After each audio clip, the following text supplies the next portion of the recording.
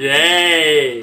So, again, I wanted to talk about cameras. I basically have been doing photography for 6 years.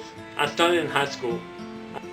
To show you proof that I wasn't actually lying about taking photos in high school, I also did my high school's yearbook. So you can see? Those were my pictures when I went into high school. Those were my pictures. I did those, and then I got a quote from Julia Child. I have a big obsession with Julia Child, and then I got a friend to do that. Yeah, that was my nickname. I was diligent for most of my school year because I always did my work. Yeah, that was. Yeah, I did all of this. I created all of this. I even created. Look at my first day picture. Look how cute I was. I was adorable.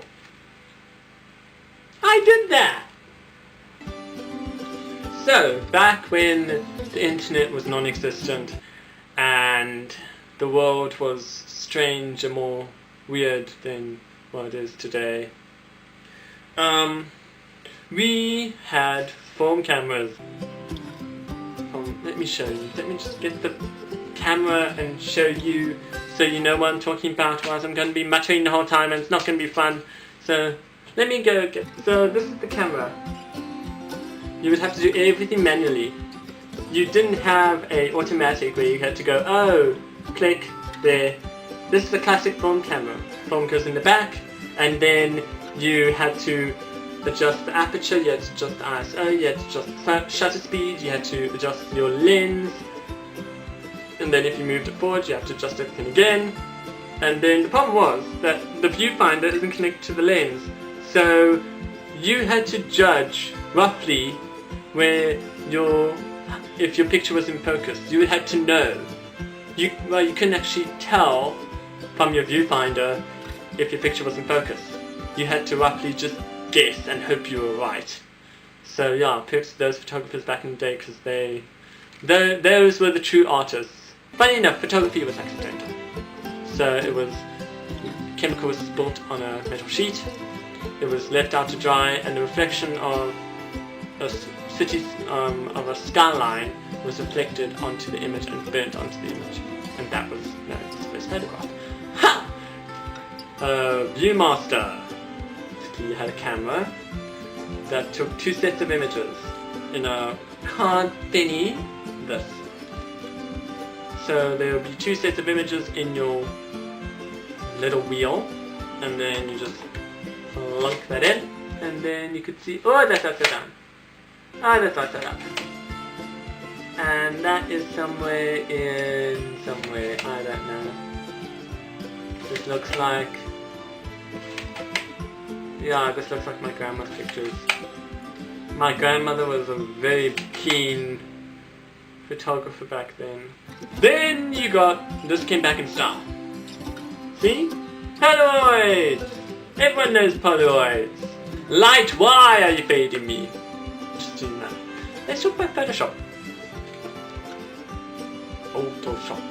It does good jobs when you're removing small blemishes and adding colors and making the image very unique in its own way. I remember when I was in college, we were doing a beauty Photoshop section, how you soften the skin.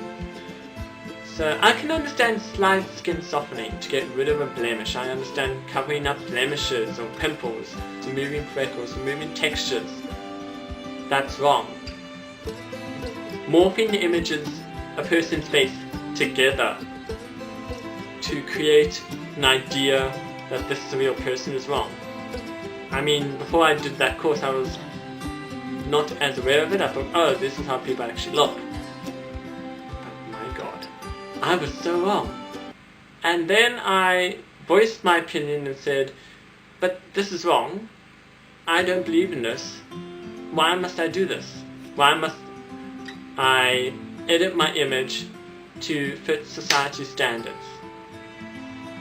And I asked the photographer in the lecture, as a photographer, are you willing to morph an image so much that you are risking a person's health, risking a person's mental ability, risking a person's view on their appearance in a negative way? Are you willing to accept that responsibility of that? And she didn't even answer. And that's how I got into videography. Anyway, cheerio. Like, subscribe, end the video.